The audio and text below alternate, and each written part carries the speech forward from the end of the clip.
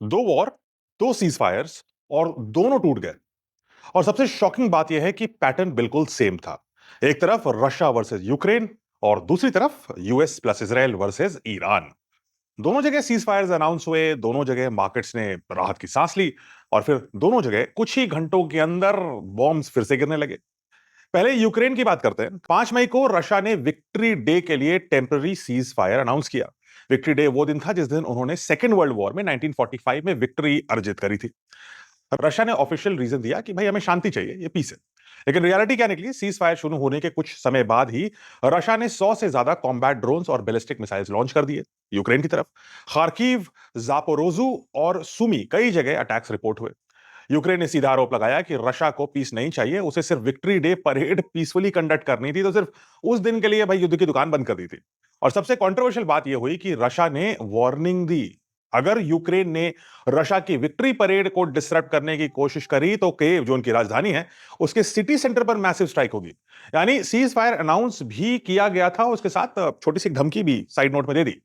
अब आते हैं दूसरे वॉर पर, मिडिल ईस्ट वाला। 4 मई को प्रेसिडेंट डोनाल्ड ट्रंप ने लॉन्च किया प्रोजेक्ट फ्रीडम। कहा गया US navy straight of Hormuz में शिप्स को गाइड करेगी, मर्चेंट शिप्स को। बहाना दिया गया कि ये ह्यूमैनिटेरियन मानवता का मिशन है, इसलिए हम कर रहे हैं। लेकिन फिर क्या हुआ? यूएई पर मिसाइल स्ट्राइक्स हुए। फुजैरा में आपने वो जलते हुए धुएं की पिक्चर भी देखी है आपने। साउथ कोरिया की एक शिप भी हिट हुई।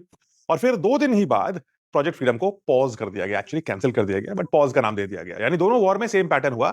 लगभग एक ही समय पर सीज फायर अनाउंस करो, ग्लोबल हेडलाइंस को बदलो, मार्केट्स को रैली करो, मैनिपुलेशन करो ऑयल प्राइसेस के साथ, और फिर 2 दिन बाद जब सब काम हो जाए तो फिर से लड़ाई चालू कर दो। ऑयल स्पाइक करेगा, स्टॉक्स गिरेंगे, गोल्ड वापस से ऊपर जाएगा।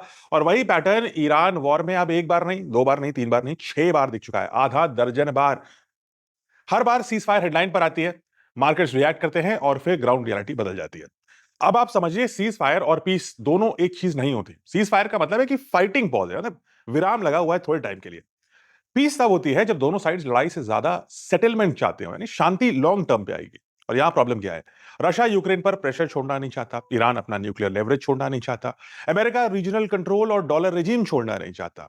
यानी कोर ऑब्जेक्टिव्स अभी भी वहीं के वहीं मौजूद हैं।